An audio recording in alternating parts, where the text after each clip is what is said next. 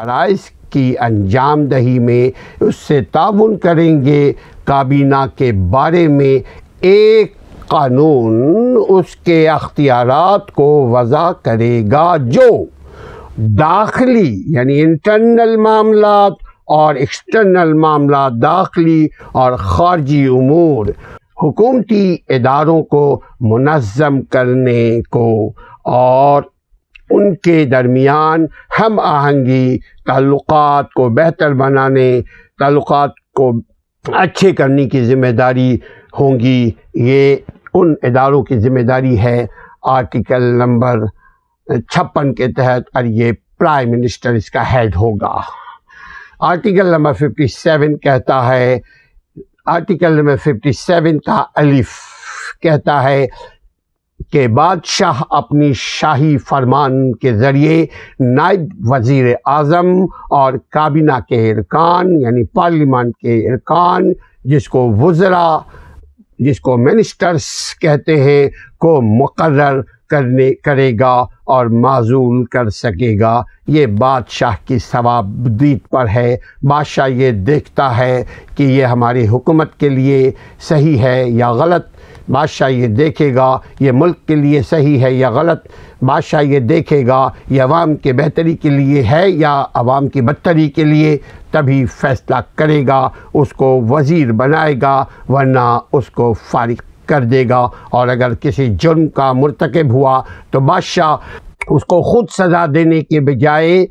اس کو عدالت کے سپرد کر دے گا۔ اب عدالت جانے اور وہ ملزم مجرم جانے۔ نائب وزیر اعظم اور اراکین کابینہ شریعت اسلامیہ، اسلامی شریعت، اسلامی قانون اور ملک کی، پیرا نمبر بی کہتا ہے، ملک کی عام پالیسیوں کے نفاذ کے سلسلے میں بادشاہ کے سامنے جواب دہ ہوں گے۔ یعنی وزیر اعظم اور نائب وزیر اعظم یہ سب بادشاہ کے آگے جواب دہ ہوں گے، ان کے وزراء بادشاہ کے آگے جواب دہ ہوں گے، اس لیے کہ وہ بادشاہ کو اسسٹ کرتے ہیں۔ بادشاہ کو کابینہ توڑ دینے اور اسے دوبارہ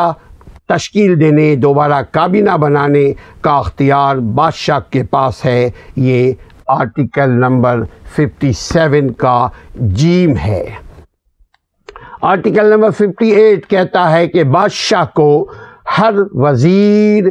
اور نائب وزیر اور اعلیٰ عہدیدار کے تقرر اور اسے سبکدوش فارغ کرنے، اس کو ڈسمس کرنے کا اختیار حاصل ہوگا۔ جس طرح کے دستور کی اس بارے میں وضاحت کی جا چکی ہے کہ بادشاہ کو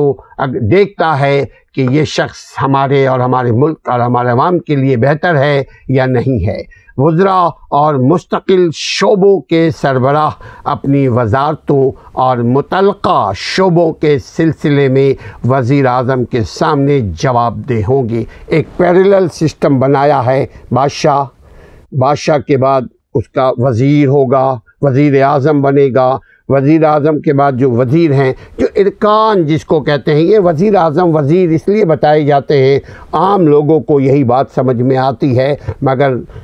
آئین سعودی عربیہ کے مطابق وہ ان کے کونسل کے اراکین ہوتے ہیں جو جواب دہ ہوتے ہیں بادشاہ کو۔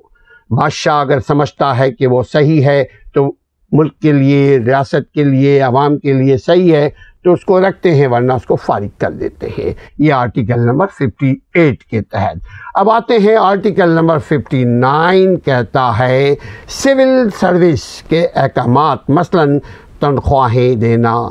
لوگوں کو الاؤنسیں دینا، لوگوں کو معاوضے دینا، ان کے کام کا معاوضہ دینا، خصوصی مراعات لوگوں کو فراہم کرنا، اور لوگوں کو پینشن، جو لوگ نوکریاں کرتے ہیں ان کو پینشن فراہم کرنا وغیرہ وغیرہ کی وضاحت بذریعہ قانون کی جائے گی۔ یہ سول سروس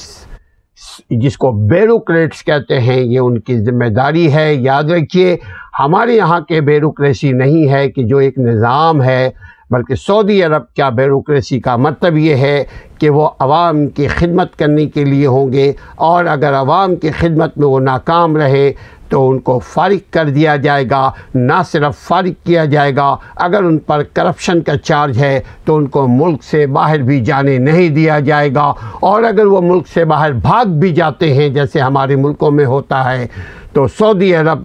کا انٹرنیشنل ٹریٹی کے تحت وہ جس ملک میں بھی وہ ان کا مجرم ہوگا، ان کا شہری ہوگا، ان کا ملازم ہوگا، ان کا آدمی ہوگا، ان کو وہ مانگیں گے اس ملک سے، خواہ وہ امریکہ ہو، خواہ وہ رشیا ہو، خواہ وہ چائنا ہو، وہ واپس کرنے پہ مجبور ہے انٹرنیشنل قانون کے تحت۔ آرٹیکل نمبر 59 کے تحت سول سروس کے احکام، سول سروس والوں کا کام یہ ہے لوگوں کی تنخواہوں کو دیکھنا، الاؤنسوں کو دیکھنا، معاوضوں کو دیکھنا، مراد کو دیکھنا، پینشن وغیرہ کو دیکھنا، یہ سب ذمہ داری سول سروس بیوروکریٹس کی ہے۔ Article number 60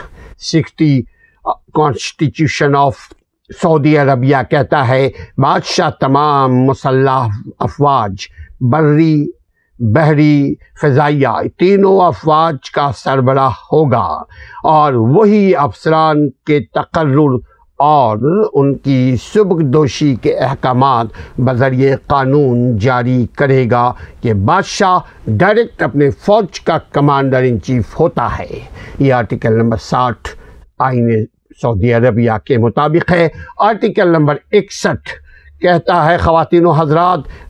article number 61 constitution of Saudi Arabia کہتا ہے کہ بادشاہ ہنگامی حالت میں عمومی بھرتی اور جن کے اعلان کا مجاز ہوگا، جن کے بارے میں قانون کے ذریعے مزید وضاحت کی جائے گی اگر ملک میں ایمرجنسی ہو جائے، جیسے بہت عرصہ پہلے خانہ کعبہ پہ حملہ کر کے دشمنوں نے قبضہ کر لیا تھا، تو یہ بادشاہ کی ذمہ داری ہے کہ ہنگامی طور پہ اپنے فوج کو استعمال کرے یا دنیا کے دوسرے اسلامی ملکوں کے فوج کو لے کر آئے اپنے ملک میں، اور اپنے یہاں کے جو معاملات خراب کسی نے کر دیا ہے اس کو صحیح کرے، لیکن اس کا سربراہ بادشاہ ہوگا آرٹیکل نمبر 60 کے تحت۔ اور 61 کے تحت ہنگامی حالت میں عمومی بھرتی، لوگوں کی بھرتی عام طور پہ جو کرنے کی ذمہ داری بھی، کرنے کا اختیار بھی بادشاہ کو ہوگا۔ یہ قانون بنا دیا جا چکا ہے 1992 کے بعد، اس سے پہلے بھی ایسا تھا لیکن تحریری نہیں تھا، اب یہ تحریری ہو چکا ہے کہ ان قوانین کے تحت ریاست اور ریاست کے معاملات چلیں گے۔ آئین سعودی عربیہ کا آرٹیکل نمبر 62 کے تحت جب کبھی مملکت یا قومی سلامتی، وحدت اور مصالحت، امن و امان کو کوئی خطرہ اگر لاحق ہوگا یا مختلف سرکاری اداروں کے فرائض کی ادائیگی میں کوئی رکاوٹ پیدا ہو گئی ہوگی تو بادشاہ کو انہیں رفع کرنے، بادشاہ کو ان کو اسے دفع کرنے، بادشاہ کو ان کو ریموو کرنے، بادشاہ کو ان کی اصلاح کرنے کے لیے ہنگامی کارروائی کے اختیارات حاصل ہوں گے آرٹیکل نمبر 62 کے تحت۔ اور اگر بادشاہ یہ سمجھے گا کہ ان کارروائیوں کو جاری رکھنا ضروری ہے تو وہ اس سلسلے میں ایک فرمان جاری کرے گا، گیزٹ جاری کرے گا، اس پر عمل کرنے کی ذمہ داری ان تمام اداروں کی ہے جو اس سے متاثر ہوں گے۔ آرٹیکل نمبر 63 کہتا ہے کہ بادشاہ دیگر ممالک کے سربراہوں کا استقبال کرے گا اور اپنے سفیر دوسرے ملکوں میں مقرر کرے گا، نیز دوسرے ملکوں کے سفیروں کی تقرری کی ذمہ داری بھی بادشاہ کی ہے۔